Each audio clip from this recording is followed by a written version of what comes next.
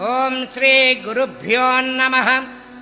ఓం శ్రీపాద శ్రీవల్లభ శ్రీ నృసింహ సరస్వతి దత్తాత్రేయ గురుభ్యో నమః.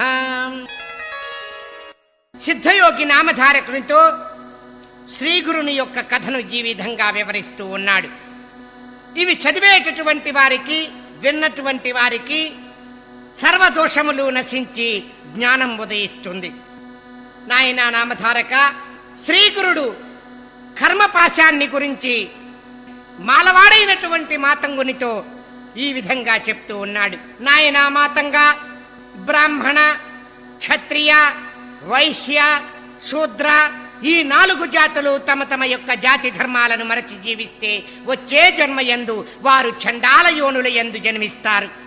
బ్రాహ్మణ స్త్రీ యందు శూద్రుని యొక్క వీర్యంతో జన్మించువాడు చండాలుడే.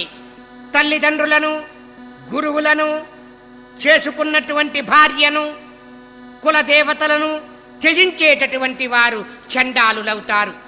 జీవహింస చేసేటటువంటి వారు, అబద్ధం ఆడేటటువంటి వారు, కన్యా విక్రయం చేసేటటువంటి వారు, శూద్రుని ఇంట భోజనం చేసేటటువంటి వారు, దాసీలతో రతి సాగించేటటువంటి వారు చండాలురు అవుతారు.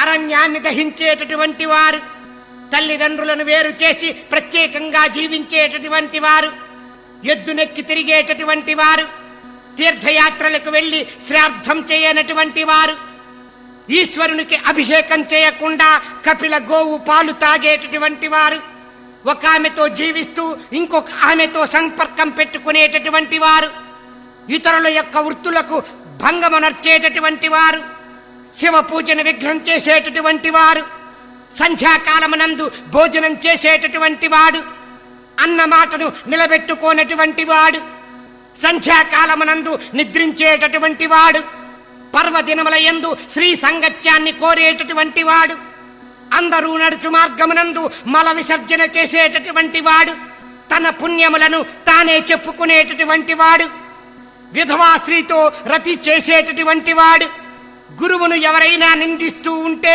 సంతోషంతో హర్షించేటటువంటి వాడు బ్రహ్మరాక్షసులవుతారు. ఇతర దేవతలను నిందించువాడు దరిద్రుడై అపస్మారక రోగ పీడితుడవుతాడు.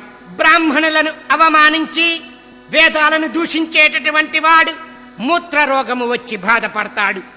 ఇతరుల యొక్క మర్మములను బయట పెట్టేటటువంటి వాడు జన్మాంతరమున గుండె నొప్పితో బాధపడతాడు.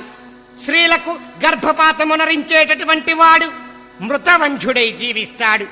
ఎవరు ధర్మమును చెప్పిన వినరో, ఎక్కువగా భుజించిన వారిని హేళన చేస్తూ ఉంటారో వారు చెవిటివారుగా పుడతారు. చెడ్డవానితో స్నేహం చేసేటటువంటి వారు గాడిదగా జన్మిస్తారు. బ్రహ్మహత్య చేసేటటువంటి వారు క్షయరోగులుగాను, కళ్ళు తాగేటటువంటి వారు పిప్పి పళ్ళు కలిగినటువంటి వారుగాను, గురు భార్యతో రమించేటటువంటి వారు కుష్ఠురోగులుగాను జన్మిస్తారు. గుర్రమును, గోవును హత్య చేసేటటువంటి వారు సంతానహీనులవుతారు. పాపం చేసిన వాడు ముందుగా నరకాన్ని అనుభవించి అనంతరం రోగి అయి భూలోకంలో జన్మిస్తాడు. విశ్వాసఘాతం చేయువాడు వమన రోగంతో బాధపడతాడు. పరస్త్రీని అపహరించేటటువంటి వాడు దారుణమైన నరకాన్ని అనుభవిస్తాడు. సర్పమును చంపేవాడు సర్పమై పుడతాడు. సువర్ణమును అపహరించినటువంటి వాడు మధుమేహ వ్యాధి కలిగినటువంటి వాడుగా జన్మిస్తాడు. పుస్తకమును అపహరించినటువంటి వాడు అంధుడవుతాడు.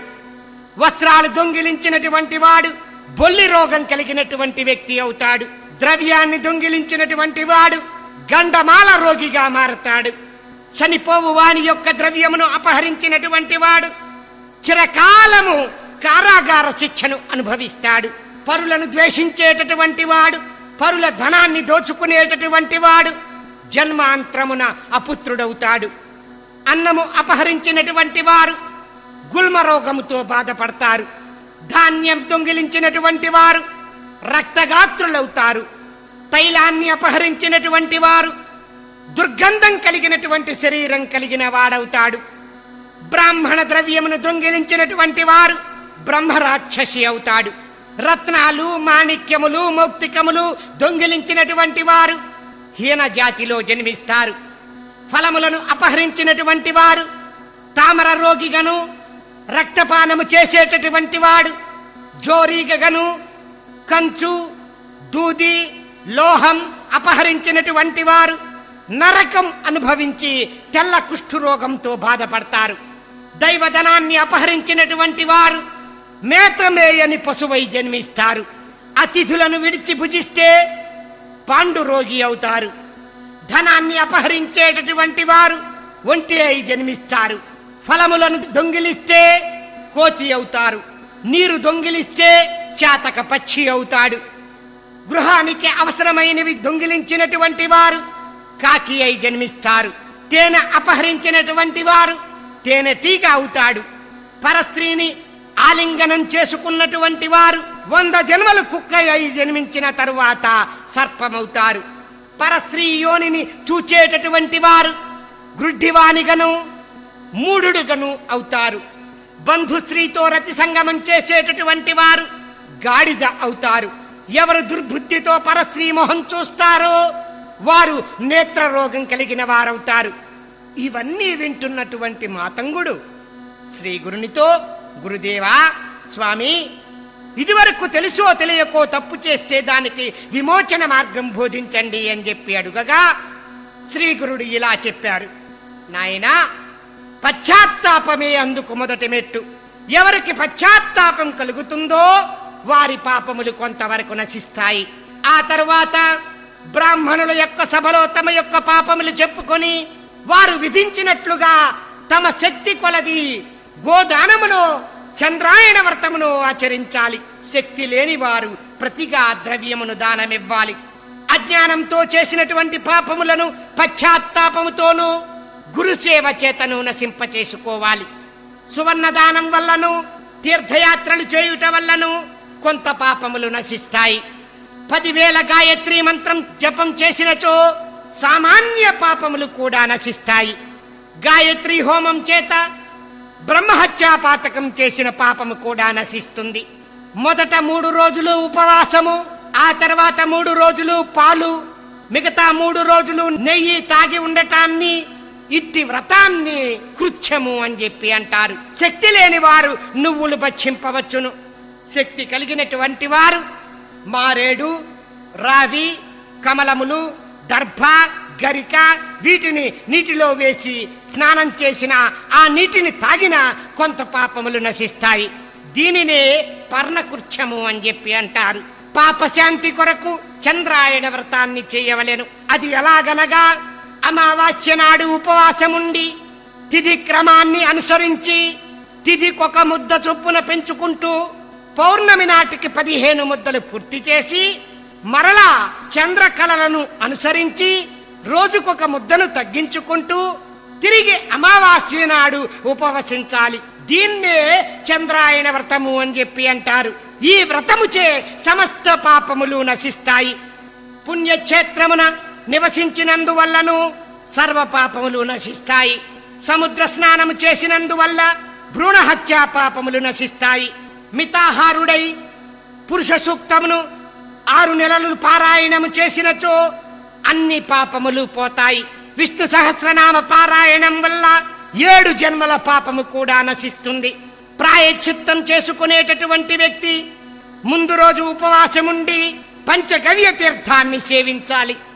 పంచగవ్య తీర్థమనగా గోమూత్రము, గోమయము, గోక్షీరము, గోఘృతము, గోధవి ఒక పాత్రలో కలిపి అందు ఉదకాన్ని కూడా చేర్చి వైదిక మంత్రముల చేత మంత్రించి మంత్రపూర్వకముగా ఆచార్యుని ద్వారా పుచ్చుకోవలెను. సద్గురువు యొక్క అనుగ్రహము చేత సర్వ పాపములు నశిస్తాయి.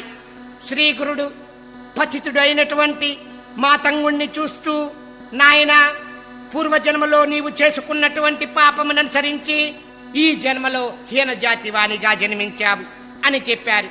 అందుక హీనజాతివాడు, స్వామి, మీ కటాక్షం అనేటటువంటి గంగా ప్రవాహంతో నేను పాప విముక్తున్నయ్యాను.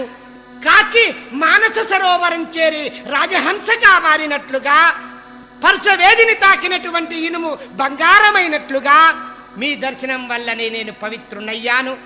నాకు ఇవన్నీ ఎందుకు, నాకు జ్ఞానం కలిగేలాగా మంత్రించి నన్ను బ్రాహ్మణులలో చేర్చండి అని చెప్పి అన్నాడు. అప్పుడు శ్రీగురుడు, నాయనా, పూర్వ పాప కర్మల ఫలితంగా ఈ జాతిలో జన్మించినటువంటి నీకు అదెలా సాధ్యమవుతుంది?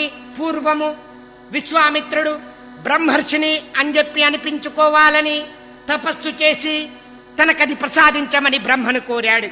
బ్రహ్మ ప్రత్యక్షమై అది తన వల్ల కాదని వశిష్ఠ మహర్షి వల్లనే అవుతుందని చెప్పాడు.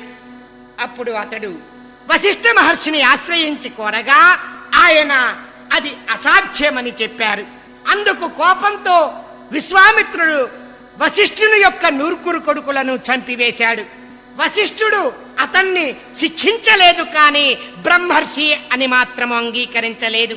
విశ్వామిత్రుడు కోపంతో ఒక పెద్ద బండనెత్తుకొని వశిష్ఠ మహర్షి యొక్క నెత్తిపై వేయాలని చెప్పి అనుకున్నాడు. కానీ అతడు చనిపోతే బ్రహ్మర్షి అని చెప్పి అంగీకరించగలిగేవారు ఎవరు ఉన్నారు?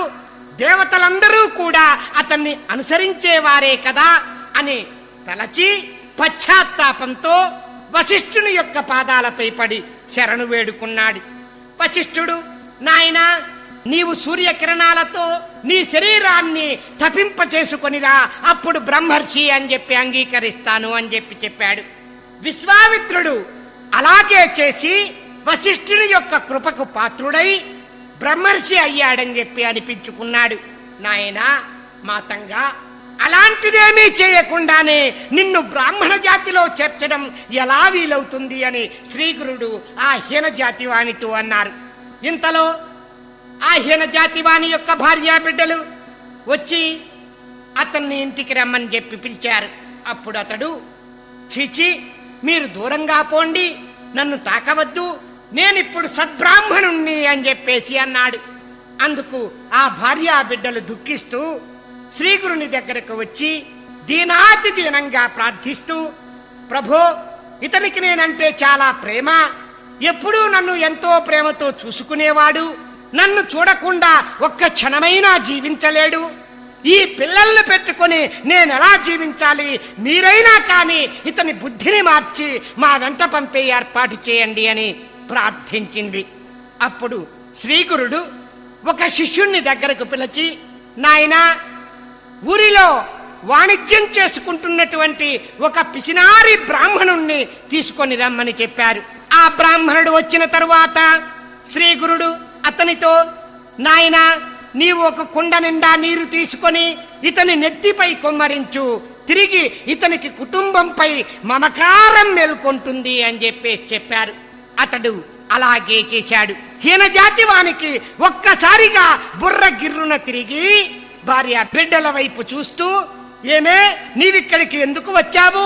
నేను ఒంటరిగా ఉన్నానన్న భయం నీకెందుకు? ఇది పగలే కదా, నాపై నీకింత మోహం ఎందుకు? పద పద, ఇంటికి వెళ్దామని చెప్పి భార్యా బిడ్డలను తీసుకొని చక్కా వెళ్ళిపోయాడు. ఈ లీల అంతా చూస్తున్నటువంటి త్రివిక్రమ భారతి, స్వామి, త్రిమూర్తి స్వరూప, దయాసాగర, అజ్ఞానాంధకారములో మునిగి ఉన్న మానవులు నీ యొక్క మహిమను తెలుసుకోలేకపోతున్నారు. ఆ హీనజాతి వానికి జ్ఞానం ఎలా వచ్చింది, క్షణములో ఎలా పోయింది, దయచేసి వివరించండి అని ప్రార్థించాడు. అప్పుడు శ్రీగురుడు అతనితో, నాయనా, విభూతి యొక్క మహిమ వల్లనే అతనిలో జ్ఞానం ఉదయించింది, అది కడిగివేయగానే ఆ జ్ఞానం పోయింది. ఈ విభూతికి మహాత్ముల యొక్క స్పర్శ ఉంటే ఇంకా ప్రభావితం కాగలదు అని చెప్పారు. దానికి త్రివిక్రమ భారతి విభూతి యొక్క మహిమను వివరించవలసిందిగా శ్రీ గురుణ్ణి ప్రార్థించి అడిగాడు. ఓం శ్రీ దత్తాయ గురవే నమః, ఓం శ్రీపాదస్వామినే నమః, ఓం శ్రీ నృసింహ సరస్వత్యై నమః, ఓం శ్రీపాద శ్రీవల్లభ శ్రీ నృసింహ సరస్వతి దత్తాత్రేయ గురుభ్యో నమః.